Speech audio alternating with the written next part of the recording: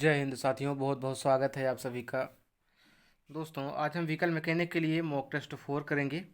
यह हमारा चौथा और अंतिम मॉक टेस्ट होगा, क्योंकि अब आपके एग्ज़ाम में सिर्फ 6 दिन बचे हैं। आज 6 तारीख है, तो आप लोग 11 तारीख को जाएंगे भी। आप लोग जहाँ के भी हैं, तो पुणे जहाँ भी सेंटर है आपका, वहाँ आप एक दिन पहले जाएंगे भी। तो इसलिए अब कुल मिलाकर 4 से 5 दिन आपके पास बचे हुए हैं।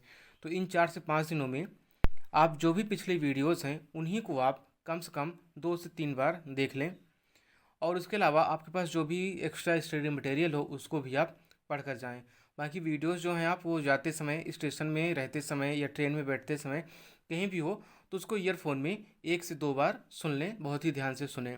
तो इसलिए आज का जो हमारा मॉक टेस्ट होगा वह हमारा लास्ट होगा और आखिरी मॉक टेस्ट होगा, और इसके बाद आप लोगों को सिर्फ और सिर्फ रिवीजन करना है। क्योंकि सिलेबस आप लोगों का ज़्यादा बड़ा नहीं था, तो इसलिए जो आपका लास्ट का समय है 1 हफ्ते का, 4 से 5 दिन का, उसमें आपको सिर्फ और सिर्फ रिवीजन करना है। क्योंकि आप जैसे लास्ट समय है तो लास्ट समय में कुछ नई चीज़ें पढ़ने से बेटर है कि आप पुरानी चीज़ों को ही रिवाइज करें, जिससे कि आपने जो सही से पढ़ा हुआ है, अब तक जो पढ़ा हुआ है, कम से कम उसमें से प्रश्न गलत होने की संभावना ना रहे। मान लीजिए कि आप कुछ नए चीज़ें या नई टॉपिक कुछ एक्स्ट्रा पढ़ भी पाते हैं, लेकिन यदि आपका पुरानी चीज़ें गलत हो जाएंगी तो उसका कोई मतलब नहीं रह जाएगा। तो इससे अच्छा है कि पुरानी चीज़ों की ही रिवीजन करें, बार बार उसको दोहराएं और अपने परीक्षा में अच्छा प्रयास करें। तो चलिए आज हम शुरू करते हैं आज का सेशन। तो चलिए शुरू करते हैं। हमारा ये चौथा मॉक टेस्ट है।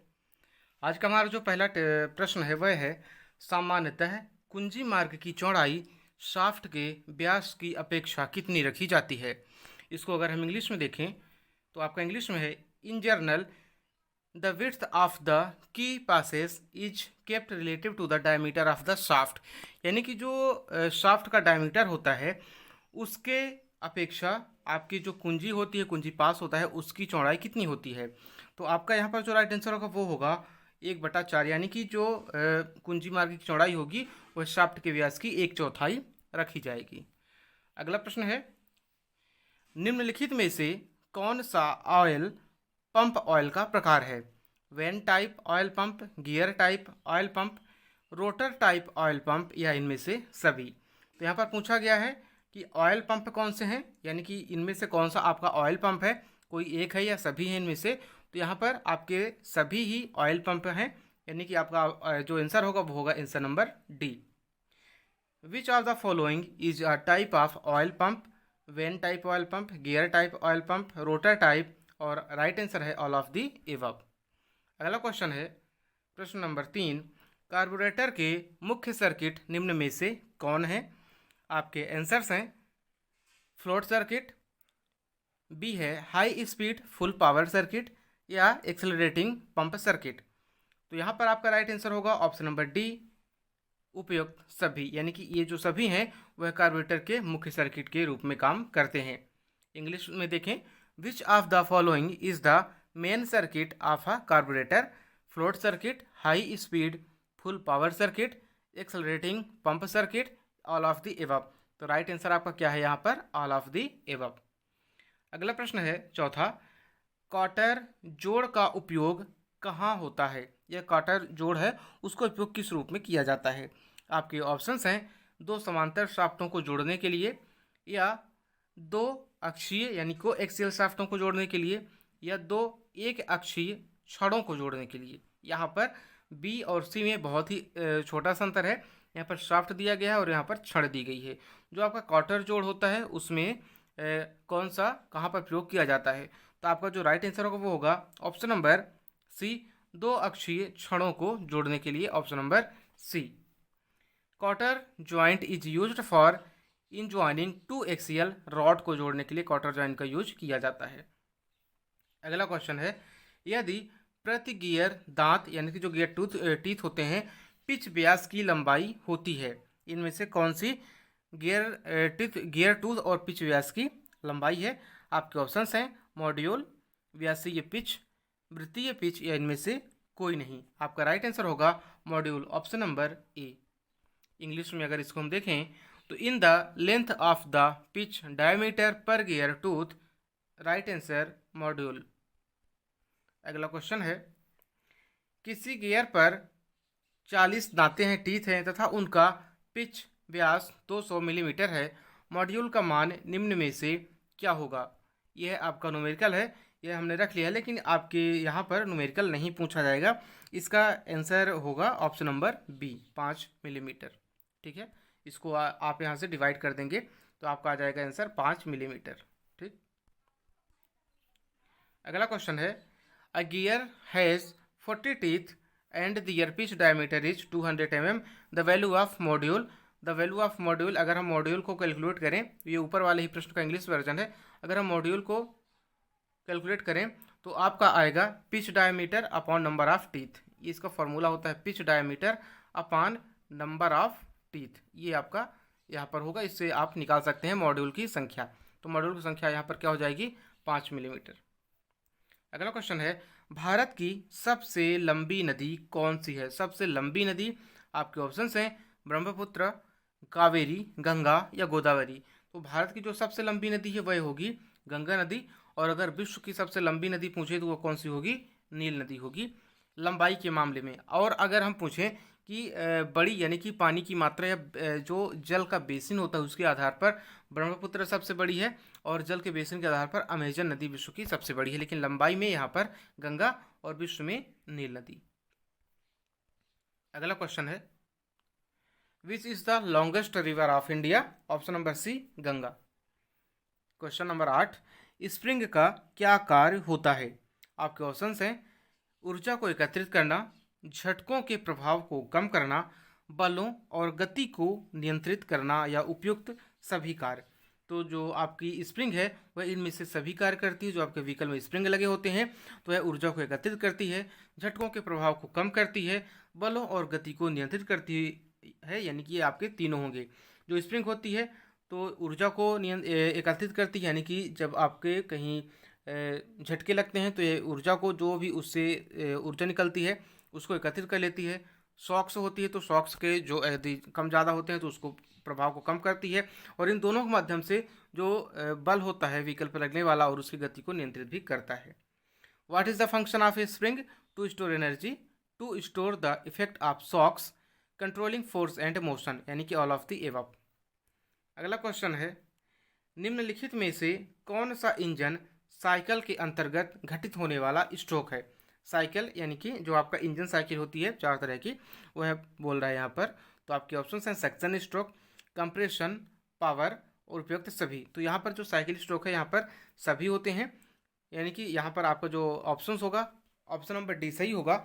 आपको यह बताना है कि यहाँ पर कौन सा स्ट्रोक नहीं लिखा गया है, सक्शन, कंप्रेशन और पावर। तो आपका कौन सा बचता है? लास्ट वाला बचता है, एग्जॉस्ट स्ट्रोक यहाँ पर नहीं लिखा गया है। Which of the following is a stroke occurring under an engine cycle? Suction stroke, compression stroke, power stroke या ऑल ऑफ द एबव। तो ऑप्शन नंबर डी। 11वां प्रश्न है, अरावली पर्वत माला किस राज्य में स्थित है? आपके ऑप्शंस हैं मध्य प्रदेश, राजस्थान, महाराष्ट्र या बिहार। जो अरावली पर्वतमाला है यह राजस्थान में स्थित है, और यह विश्व की सबसे पुरानी पर्वत श्रृंखलाओं में से एक पर्वत श्रृंखला है अरावली पर्वत श्रृंखला। और यह जो अरावली पर्वत श्रृंखला है यह सिर्फ और सिर्फ राजस्थान में ही पाई जाती है, यानी कि जो अन्य पर्वत श्रृंखलाएं हैं वह एक राज्य से दूसरे राज्य तक में विस्तारित हैं, लेकिन अरावली यह सिर्फ आपके राजस्थान में विस्तारित है। इंग्लिश में देख लेते हैं, in which state are the Aravalli range located? आपका ऑप्शन है ऑप्शन नंबर बी, राजस्थान। अगला क्वेश्चन है, क्वार्टर जोड़ में क्वार्टर पर प्रायः टेपर रखा जाता है। कितना टेपर रखते हैं? ये जब हम क्वार्टर जोड़ में कोई जॉइंट बनाते हैं तो वहाँ पर हम कितना टेपर रखते हैं? 1/24, 1/10, 1/40 या 1/25। तो यहाँ पर जो आपका राइट आंसर होगा वो होगा क्वार्टर जोड़ में क्वार्टर टेपर पर ऑप्शन नंबर ए, 1/24। ऑप्शन नंबर ए आपका यहाँ पर राइट आंसर हो जाएगा, 1/24। इन quarter joint a taper is usually placed on the quarter, 1/24। Option number A is right answer. अगला क्वेश्चन देखते हैं, क्वार्टर तथा खांचे में टेपर दिया जाता है। आपके ऑप्शन हैं एक सिरे पर, दोनों सिरों पर किसी भी सिरे पर नहीं कहा नहीं जा सकता। तो आपका जो राइट आंसर होगा वो होगा ऑप्शन नंबर ए, एक सिरे पर। जो क्वार्टर होता है तथा उसके खांचे में जो टेपर होता है वह सिर्फ एक सिरे पर दिया जाता है। अगला क्वेश्चन है, इसके इंग्लिश वाले देख लेते हैं। In is taper given in quarter and slot one on one side. अगला क्वेश्चन है, निम्नलिखित में से कौन सा एक अच्छे प्लग का गुण नहीं है? कौन सा एक यहाँ पर अच्छे प्लग का गुण नहीं है? आपके ऑप्शंस हैं, इंसुलेशन अच्छा हो, कार्बन शीघ्र जमा हो, हाई वोल्टेज सहन कर सके, इनमें से कोई नहीं। तो यहाँ पर क्या है, कौन सा एक अच्छे प्लग का गुण नहीं है, यानी कि एक अच्छे प्लग में क्या होना चाहिए, इंसुलेशन अच्छा होना चाहिए, वह हाई वोल्टेज भी सहन कर सके, लेकिन वहाँ पर कार्बन जल्दी जमा नहीं होना चाहिए। ठीक है, तो यहाँ पर जो आपका राइट आंसर होगा वो ऑप्शन नंबर बी, कार्बन शीघ्र जमा हो, यानी कि कार्बन शीघ्र जमा नहीं होना चाहिए, कि इससे जो आपकी धारा का या करंट का प्रवाह है वह रुक जाता है या उसमें अवरोध उत्पन्न होता है। इंग्लिश में देखते हैं, which of the following is not a quality of a good plug. तो ऑप्शन नंबर बी होगा आपका right answer, carbon is deposit quickly. Job को पकड़ने वाला यंत्र क्या कहलाता है? जॉब यानी कि यहाँ पर मतलब है किसी वर्क पीस को पकड़ने वाले यंत्र को क्या कहा जाता है? आपके ऑप्शन है चोक, वाइस, टेपिंग या फिर डाई। तो यहाँ पर जो आपका राइट आंसर होगा वो होगा वाइस। यदि हम किसी वर्क पीस या जॉब को पकड़ते हैं, होल्ड करते हैं, वो किसके द्वारा करेंगे? हम वाइस के द्वारा करेंगे। ऑप्शन नंबर बी आपका राइट आंसर होगा। Job capture device is called vice. Plassey का युद्ध कब हुआ था? आपके ऑप्शंस हैं 1557 ईस्वी, 1657 ईस्वी, 1757 ईस्वी या 1857 ईस्वी। तो आपका राइट आंसर है प्लासी का युद्ध 1757 ईस्वी में हुआ था। और यह जो प्लासी है यह पश्चिम बंगाल में स्थित है, वेस्ट बंगाल में यह प्लासी स्थित है। और यह युद्ध किसके मध्य हुआ था? सिराजुद्दौला और अंग्रेजों के मध्य हुआ था। ठीक है, इसका इंग्लिश देखते हैं। When did the battle of Plassey take place? आपका राइट आंसर होगा 1757 एडी। अगला क्वेश्चन है, बॉल बियरिंग में दूसरे अंगों की अपेक्षा कौन सा अंग अधिक दृढ़ बनाया जाता है? यानी कि जो बॉल बियरिंग होती है उसमें से कौन सा पार्ट ऐसा होता है जो अन्य की अपेक्षा ज़्यादा मजबूत बनाए जाते हैं? उसकी बॉल या आंतरिक रेस, बाह्य रेस या सभी दृढ़ बनाए जाते हैं? तो जो बॉल बियरिंग होती है वह है, उसमें यह सभी चीज़ें दृढ़ बनाई जाती है। यानी कह सकते हैं कि जो बॉल बियरिंग होती है वह पूरी की पूरी बॉल बियरिंग ही, या उसमें जो भी मटेरियल्स हम यूज करते हैं वह सारे के सारे किस चीज़ के लिए? हार्डर मटेरियल के बनाए जाते हैं। ऑप्शन नंबर डी आपका राइट आंसर होगा। In ball bearings which part is made harder than the other parts? Balls, internal race, external race, all of the above are made strong. अगला question है, हीरे का उत्पादन या उत्खनन सबसे अधिक किस राज्य में किया जाता है? आपके ऑप्शंस हैं कर्नाटक, हरियाणा, मध्य प्रदेश या आंध्र प्रदेश। यहाँ पर बोला गया है हीरे का यानी कि डायमंड का जो उत्पादन है, प्रोडक्शन, सबसे अधिक किस राज्य में होता है? आपका राइट आंसर होगा ऑप्शन नंबर सी, मध्य प्रदेश में हीरे का और तांबे का, यानी कि जो आपका डायमंड है और जो आपका कॉपर है, ये दोनों ही चीज़ें मध्य प्रदेश में सबसे अधिक पाई जाती हैं सभी राज्यों की अपेक्षा। In which state is the maximum diamond production acquiring done? आपके राइट आंसर होगा option number C, Madhya Pradesh. अगला क्वेश्चन है, बॉल बियरिंग निम्न में से किस कारण असफल हो जाती है? यानी कि जो बॉल बियरिंग होती है वह किस वजह से इसमें खराबी आती है? आपके ऑप्शंस हैं फटीग की वजह से, लुब्रिकेशन फिल्म के टूटने पर या प्लास्टिक विरूपण पर, या उपयुक्त में से कोई नहीं। जो आपकी बॉल बियरिंग है वह है इन सभी के कारण से असफल हो जाती है।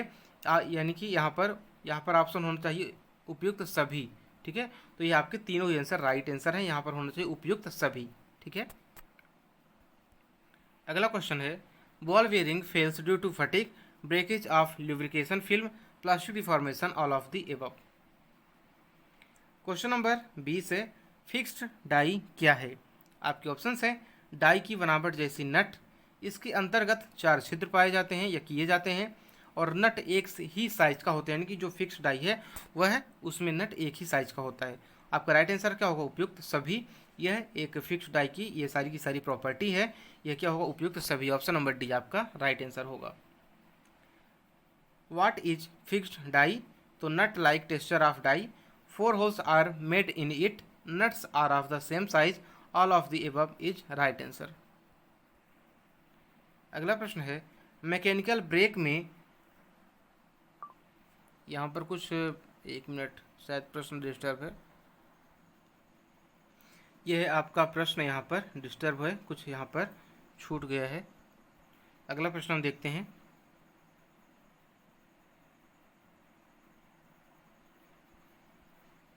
अगला जो हमारा 22वां प्रश्न है यह है हेलिकल गियर में प्रारंभिक संपर्क कहाँ होता है? यानी कि जो इनिशियल कांटेक्ट होता है वह किस स्थान पर होता है? आपके ऑप्शंस हैं एक रेखा पर या एक बिंदु पर या किसी सतह पर या कहा नहीं जा सकता। तो जो हेलिकल गियर्स होते हैं इसमें जो आपका प्रारंभिक संपर्क होगा वह एक पॉइंट पर होता है। ऑप्शन नंबर बी आपका राइट आंसर होगा। अगला क्वेश्चन है एसी का इंग्लिश देख लेते हैं। The initial contact in helical gear is point. अगला क्वेश्चन है कौन बियरिंग घर्षण रोधी होती है? यानी कि कौन सी बियरिंग है जो घर्षण रोधी होती है, एंटी फ्रिक्शन होती है? कॉलर बियरिंग, पूर्ड जर्नल बियरिंग, निडल बियरिंग या इनमें से कोई नहीं?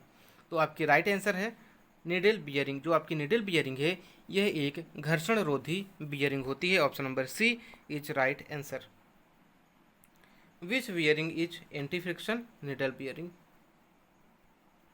अगला क्वेश्चन है डीजल इंजन में सक्शन स्ट्रोक के समय पेट्रोल आता है, डीजल व हवा आते हैं, केवल हवा आती है या इसमें से सभी सही हैं? आपका क्या पूछा है डीजल इंजन में?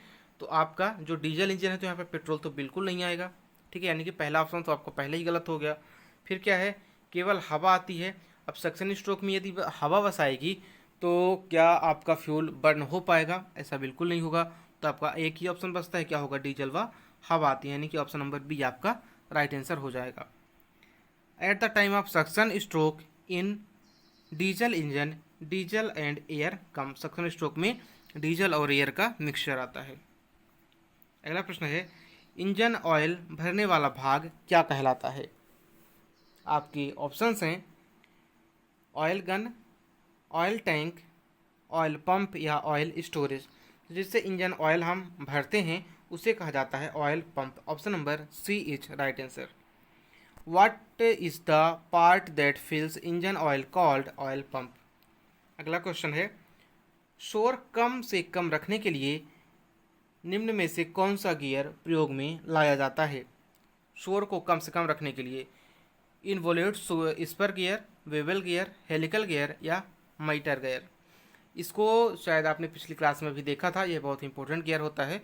तो यहाँ पर जो आपका राइट आंसर होगा वो होगा हेलिकल गियर, ठीक है। हेलिकल गियर में जो आपकी नॉइज़ है या जो शोर होता है वह कम से कम होता है। Which of the following types of gear are use to keep noise to a minimum? Right answer is helical gears. यदि दोनों पिनियन व गियर एक ही पदार्थ के बने हों तो भार पारेषण क्षमता निश्चित की जाती है। किसके द्वारा निश्चित की जाती है? यानी कि यदि आपकी जो पिनियन है और गियर एक ही मटेरियल के बनाए गए हैं तो जो आपकी लोड ट्रांसमिटिंग कैपेसिटी है वह किसके द्वारा निर्धारित की जाती है? आपके ऑप्शंस हैं पिनियन के द्वारा, गियर के द्वारा, दांत सामर्थ्य यानी कि टूथ स्ट्रेंथ के द्वारा, ये उपयुक्त में से कोई नहीं। जहाँ पर आपका राइट आंसर होगा पिनियन के द्वारा।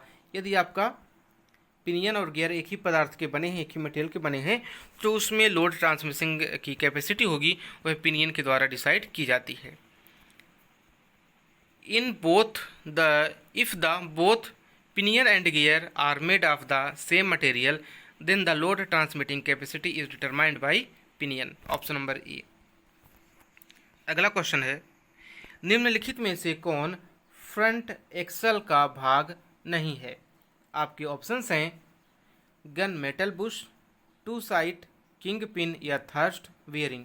तो यहाँ पर जो आपका राइट आंसर होगा वो होगा टू साइड यह आपकी फ्रंट एक्सल का भाग नहीं है। इंग्लिश देखते हैं। Which of the following is not a part of front axle. ठीक है, सॉरी यहाँ पर फ्रेट एक्सल ही है। Which of the following is not a freight axle. जो फ्रेट एक्सल होता है वह टू साइड इसका भाग नहीं होता है। बाक्साइड किस धातु का अयस्क है। जो आपका बाक्साइड है वह किस धातु का अयस्क है। लोहा, तांबा, एल्यूमिनियम या फिर इस्पात का। तो जो आपका बाक्साइट है यह एल्यूमिनियम का अयस्क होता है, यानी कि जो एल्यूमिनियम हमें प्राप्त होता है वह बाक्साइट के द्वारा प्राप्त होता है। Bauxite is an ore of which metal. Option number C, aluminium. अगला क्वेश्चन है, पिस्टन का स्लॉट कितने प्रकार का होता है। आपके ऑप्शंस हैं 1 प्रकार का, 2 प्रकार का, 3 प्रकार का या 4 प्रकार का। तो जो आपका पिस्टन का स्लॉट होता है वह आपका 3 प्रकार का होता है। ऑप्शन नंबर सी आपका राइट आंसर हो जाएगा। इसका इंग्लिश देखते हैं। What are the types of piston slot. आपका राइट आंसर होगा ऑप्शन नंबर सी। तो दोस्तों आज के लिए हमने 30 क्वेश्चन लिए थे। उम्मीद करता हूँ आपको क्वेश्चन अच्छे लगे होंगे और मेरी सलाह यही है कि आप लोग कुछ नया पढ़ने से ज़्यादा, खुद को लोड देने से ज़्यादा, जितना भी आपने अपने अभी तक पीछे पढ़ा है, जो भी आपकी तैयारी अभी तक हो चुकी है, उसी को आप बहुत ही अच्छे से रिवीजन करें, जिससे कि उन प्रश्नों में से आपके प्रश्न गलत ना होने पाएँ। तो मिलते हैं आपसे अगले वीडियो में, तब तक के लिए नमस्कार, धन्यवाद।